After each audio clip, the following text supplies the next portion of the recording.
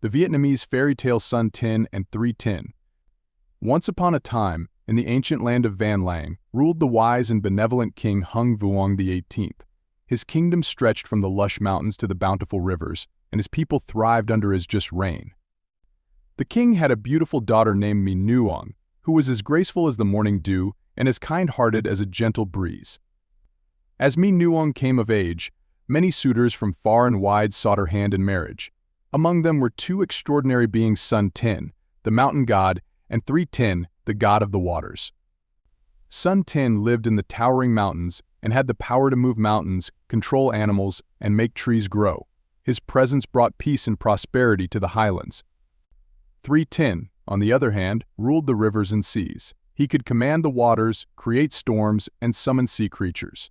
His realm was a wondrous underwater world of coral reefs and marine life. King Hung Vuong was pleased to have such powerful suitors for his daughter. To decide who would marry My Nuong, he devised a challenge. The king declared, "Whosoever brings the most valuable gifts to the palace by dawn tomorrow shall win my daughter's hand."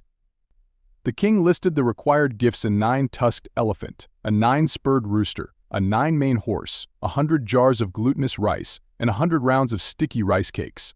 The suitors bowed and set off to gather these treasures. Sơn Tinh, with his mastery over the mountains, swiftly called upon the animals of the forest. Elephants with 9 tusks, roosters with 9 spurs, and horses with 9 manes appeared before him. He then used his powers to collect the finest glutinous rice and sticky rice cakes. Thuy Tinh, determined not to be outdone, dived into the depths of the rivers and seas. He summoned the rarest sea creatures and gathered treasures from sunken ships.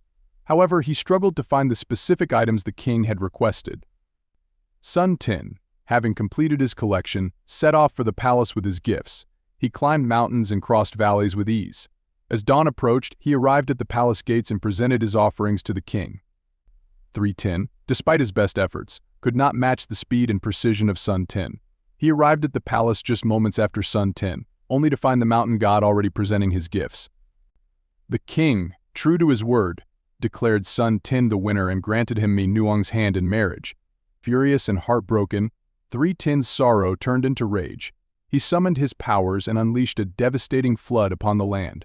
Rivers overflowed, and torrential rains fell from the sky, threatening to submerge the kingdom.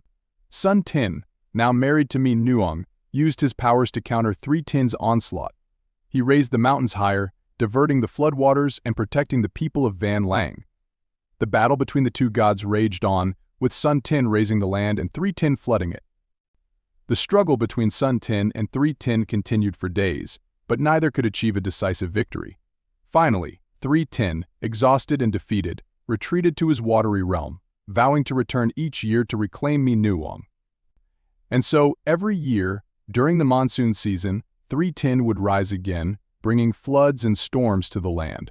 But each time, Sơn Tinh stood firm, raising the mountains higher and protecting the kingdom from the raging waters.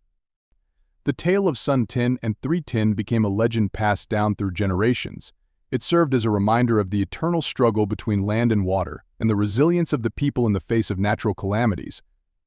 King Hung Vuong's wise decision to let his daughter's hand be won by a challenge ensured that only the most worthy suitor, capable of protecting the kingdom, could marry My Nuong.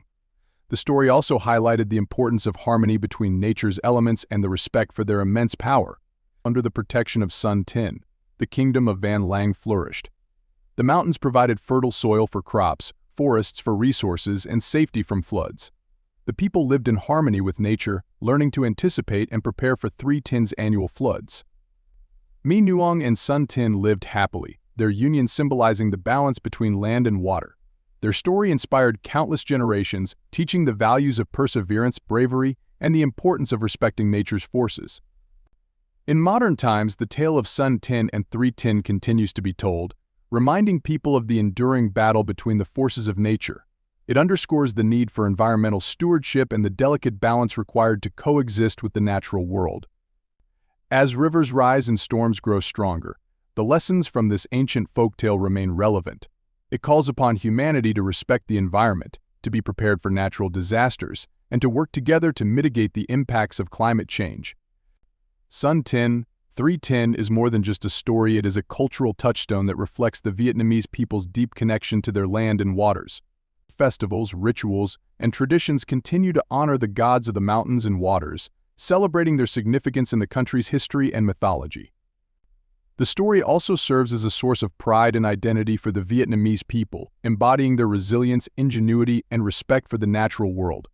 It is a tale that transcends time, resonating with each new generation and inspiring a sense of unity and purpose. And so, the legend of Sơn Tinh and Thuy Tinh lives on, a timeless story of love, rivalry, and the eternal dance of nature's elements. It is a reminder that in the face of adversity, strength and resilience can prevail, and that harmony with the environment is essential for the prosperity of all.